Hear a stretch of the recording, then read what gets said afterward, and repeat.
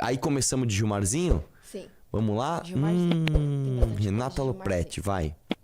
Ministro, eu acho que a gente pode procurar os endereços do caso Master, onde quer que a gente queira, e o papel da imprensa é procurar em todos os lugares possíveis. Mas me parece que caiu no colo do noticiário, do público, a participação, o envolvimento de ministros do Supremo com Daniel Vorcaro. Então não é assim que saiu uma ideia da nossa cabeça. Renata, no passado a gente dizia que nós tínhamos 150 ou 180 milhões de técnicos de futebol. Agora nós temos 180 ou 200 milhões de juristas, todos palpitando sobre coisas do Supremo, sobre impedimento, suspeição. Pausa. Tá querendo... É que assim, doutor, excelentíssimo Gilmar Mendes, não sei se o senhor sabe, mas os senhores fazem questão de televisionar cada voto de vocês. Teve voto de 12 horas. Teve voto de 12 horas pra TV. Ô, pessoal, ó, minha vez aqui, ó. Holofotes, ó. Olha... Você quer o quê, cara? Você quer que as pessoas não falem de um contrato de 129 milhões de reais da esposa de um ministro supremo? Você quer que não fale disso? Você quer que não fale do ex-presidente da República, Jair Bolsonaro, cuja mensagem pro filho é: esqueça críticas ao Gilmar. Não, ninguém pode falar disso, né? Ninguém pode falar que o candidato à presidência da República, Flávio Bolsonaro, só é candidato, só está livre porque o senhor travou um processo dele. Aí não, agora tem... Não, ninguém é especialista. Só que ninguém é tonto o suficiente para achar que tudo está sendo feito de forma republicana. É só isso. Vai lá, deixa eu ver o resto. Ser jurista, mas como é que as pessoas olham para o que está acontecendo, olham para o resgate dessa ação pelo ministro Alexandre e não pensam algo como: ele não viu problema na delação do Mauro Cid, mas aparentemente ele está vendo problema agora na delação do Vorcaro. Não é um raciocínio natural por parte das pessoas? Não é legítimo que elas façam essa... Uma salva de palmas para Renata Lopretti. Não, puta que pariu, ó. Nossa, olha, ó, meus parabéns, tá? Meus parabéns, vai lá. Pergunta? Não, é legítimo que se faça pergunta e que se esclareça e que as pessoas respondam. Veja que, no ano passado, eu propus que o tribunal discutisse os penduricalhos. Propus ao atual presidente Fachin, que antes era apenas presidente eleito. Isso demorou para ser feito. Acho que já deveríamos ter feito até anteriormente. Por que retardamos tanto? Por razões as mais diversas. É difícil agora explicar, e você não me daria tempo. A questão da política interna do próprio tribunal, os erros que se cometeram. Eu venho defendendo um pacto republicano. Falei isso com o Fachin. Pausa. É preciso que nós... Nossa, você viu que ele... Ó, você viu que é a resposta de um político isso daí. Não é a resposta de um jurista. O cara foi lá pro... Não, lá pro penduricalho, porque eu pautei aqui a quebra dos penduricalhos. Cara, o que você tá fazendo em defesa política da sua atuação? Parece que você tá pedindo voto. Não, responde a pergunta. A pergunta é, cara, você acha que tá certo o Alexandre Moraes falar: opa, a delação do Mauro Cid tá tudo certo, agora a delação do Vorcaro não tá? As pessoas não podem criticar isso? Aí você vai lá pro penduricalho. Nossa, vai, continua. Nós nos unamos para fazer um debate sobre várias questões. A questão do orçamento, a questão das CPIs, a melhoria de uma série de elementos da legislação, da nossa relação com o próprio poder legislativo e executivo. O modelo está muito disfuncional. Toda hora que se precisa, vem ao Supremo Tribunal Federal. E depois se diz... Isso leva a um paroxismo, a um paradoxo. E depois se diz: o Supremo está intervindo demais. Ministro, eu acho que a gente pode procurar os endereços do caso Master, onde quer que a gente queira, e o papel da imprensa. Ele tá tomando Monjaro. Ele tá tomando Monjaro. Não tá? Olha. Uai, mas deixa ele. Não, estou falando, ele tá com cabeçona de Monjaro. Vai lá. Tem medo de código de ética, coisa nenhuma. que se diga... Não, que ele possa calar os ministros desse tipo de manifestação. Eu acho que terá que ser adaptado, porque houve um certo entusiasmo juvenil dizendo nós vamos ter um código de ética alemão. E aí eu até me dei a pachorra de comparar o texto do código alemão com a nossa legislação. E tem muitas coincidências. Agora, a tradição alemã de jurisdição constitucional é diferente da tradição brasileira de jurisdição constitucional. Então, se for adotar o Código de Ética para o Supremo Tribunal Federal, a censura que eu fiz ao Código de Ética do Fachin foi ao momento, a escolha do momento, quando se discutiam questões internas do Supremo Tribunal Federal, eu disse, não foi feliz na escolha do momento. Nos Estados Unidos adotou-se justamente isso por um momento ruim. Por causa das denúncias contra Alexandre de Moraes. No momento que surgiu a denúncia contra Alexandre e contra Toffoli e debates disso, aquilo pareceu um aproveitamento para, inclusive, não discutir uma série de questões que nós temos no judiciário. Não era um bom momento, ministro, justamente porque vamos colocar aqui, o ministro Alexandre Mônica, não é um bom momento, sabe por quê? Por uma razão simples, não se aprova nessas circunstâncias. A gente pode ter as ideias mais interessantes e elaboradas para as finalidades as mais diversas. Agora, se eu quero aprovar, eu preciso de unir o colegiado. Por que não discutir? Só porque eles estavam sendo... Não era justamente aquele o momento de se aprofundar essa discussão? Quando você tem um ministro que tem muitos méritos reconhecidos por uma parte do Brasil, pelo menos, não tinha nenhuma mas que tem uma mulher que fez um contrato... Mas não havia nenhuma proposta a propósito disto.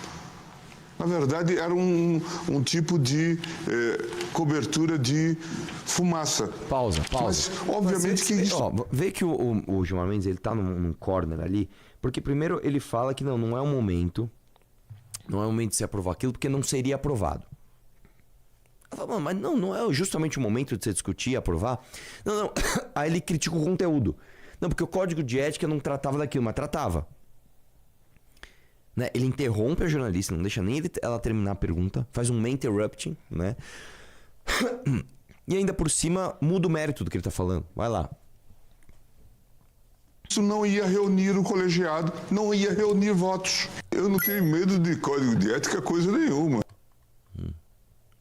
Próximo. Vamos lá. Ixi, mano, esse aí acho que pegou fogo, hein? Ó a cara.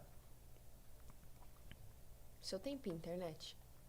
Outro inquérito que também foi acusado de perpetrar muitos abusos, que foi o inquérito do golpismo, o inquérito do 8 de janeiro. Se a gente pega, por exemplo, a delação do coronel Cid, né? Esta delação teve 5 versões, ele ficou 3 meses preso, depois ele foi solto, fez o acordo, depois ele voltou para a prisão. Foi uma delação de idas e vindas, né, que teve bastante polêmica. A gente não vê, quando o senhor faz referência aos excessos, o senhor sempre inclui a Lava Jato e nunca inclui o inquérito do golpe. O senhor acha que esta métrica não deveria ser estendida também ao inquérito do golpismo? Bela pergunta. Na Lava Jato eu participei do julgamento. Como estou participando agora deste caso da Compliance Zero. O outro caso ocorreu na primeira turma. Pausa. E eu sou... Nossa, cara, assim... Foi o pior início de resposta pra ele. Porque o Gilmar Mendes dá opinião sobre tudo. Tudo. Aí ele começa a dizer, não, eu não participei desse julgamento. Eu era da primeira turma, eu sou da... E daí? Você é da instituição STF. E a pergunta é sobre o duplo padrão pra você julgar o golpe e pra você julgar o outro golpe, que é do Vorcaro, com eventualmente envolvimento do ministro Supremo. Não, esse aí eu não participei. Aí vamos ver onde ele vai agora. Vai lá. Acompanhei pelas suas críticas ou suas análises pelos jornais. Então, a rigor, e vi e louvo as reclamações que foram colocadas sobre essa temática, num tema que, como você sabe, divide muito o país, porque aqui havia muitas divisões.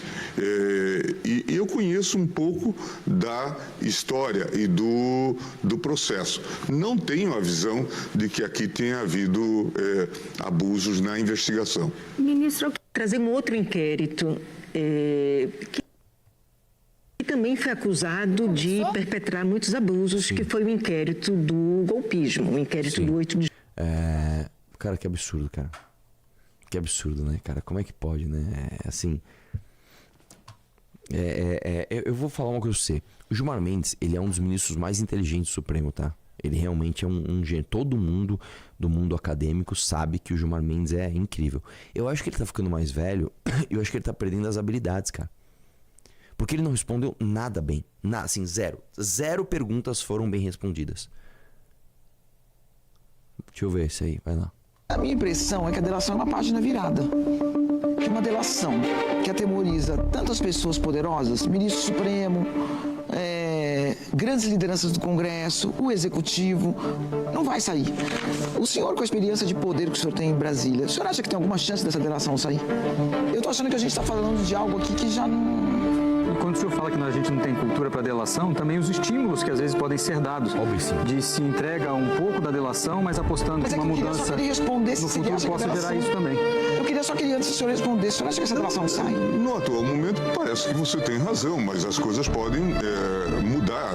Eu não vou assumir nenhuma posição em relação a isso. Mas a minha impressão é que a... Não, só uma coisa. Volta lá.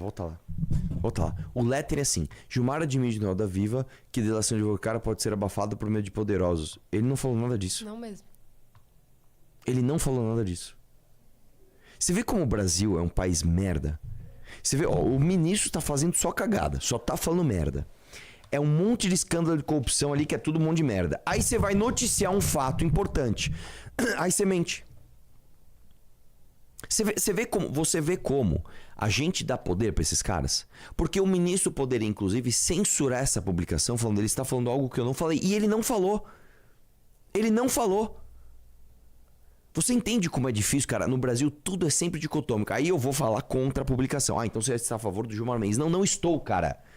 Só que não é assim que se combate o Gilmar Mendes. Cara, a história da nossa vida dos últimos, 8 anos é isso. Falando, cara, o que o Bolsonaro fez tá errado. Então você é a favor do PT. Não! Só que não é assim que se combate o Bolsonaro. Tudo bem.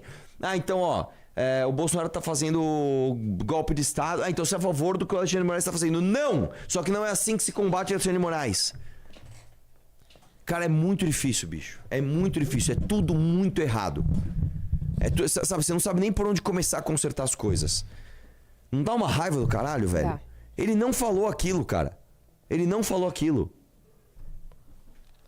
Vai lá, deixa eu ver mais. Constante perseguição pelo clickbait. Eu acho que é uma tarefa difícil. É um trabalho difícil. E por isso é importante que se paute por uma métrica. É importante que não se repitam os erros do passado. Na conversa que nós tivemos, por exemplo, André Mendonça disse que tinha recebido um advogado fazendo proposta de delação seletiva.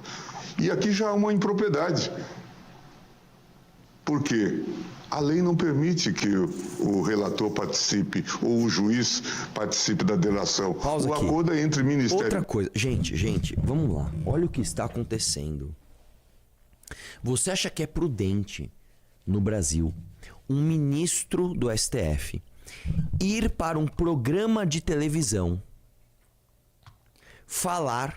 tecer críticas públicas a outro ministro em outro relatório? Você acha que isso é positivo para o país? Um ministro da Suprema Corte apontar erro crasso de outro ministro em outra... Cara, que loucura, bicho. Que loucura, cara. É muito ridículo isso, cara. É muito ridículo isso. A gente não pode ter uma Suprema Corte que se comporte assim. Um ministro vai num programa de televisão apontar o erro do outro. E o mesmo ministro, quando lhe perguntado sobre o Alexandre de Moraes, não, eu não sou dessa turma, eu não vou julgar. Caramba, velho. É um show de horror. É um show de como não se comportar. É um show de erros de postura. É um show de tudo. De hipocrisia. Olha como ele tá errando ali. E o outro? O outro eu não vou opinar porque eu não participo. Mas você também não participa desse? Nossa senhora, cara. Vai. Peraí, só um minutinho que eu tô só dando uma ajeitadinha aqui em você pra ajudar os nossos corteiros. Vê se fica melhor. Me manda, faz um favor, me manda esse vídeo no privado. Esse especificamente? É. Público. Faz um favor, manda todos. Do Gilmar. Você me odeia? Não, eu te adoro. Faz essa pro tio, vai. A Polícia Federal e o delator. Então aqui já há algo de erro crasso. Se está participando de conversas ou se está expulsando advogados do processo, isso tem algo de errado. Nossa, cara, que país horroroso, cara.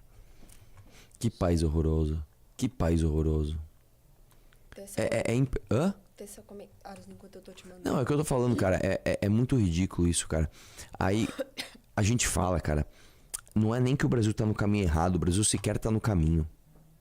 Você imagina, sei lá, um ministro de uma Suprema Corte de algum país envolvido dando uma entrevista, citando erros do outro ministro da mesma corte?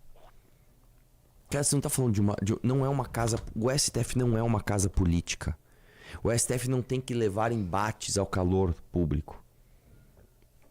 O STF é uma casa técnica. Eles são os guardiões da Constituição. Eles têm uma função: guardar a Constituição. É impressionante como no Brasil nada é do jeito certo, cara. Nada é do jeito certo. Nada. É tudo bagunçado, é tudo horroroso, é tudo fora do lugar. É muito foda, cara. Nossa, que coisa horrorosa. Se você gostou do vídeo, deixa o like e se inscreva no canal. E não se esqueça, a onça é inevitável.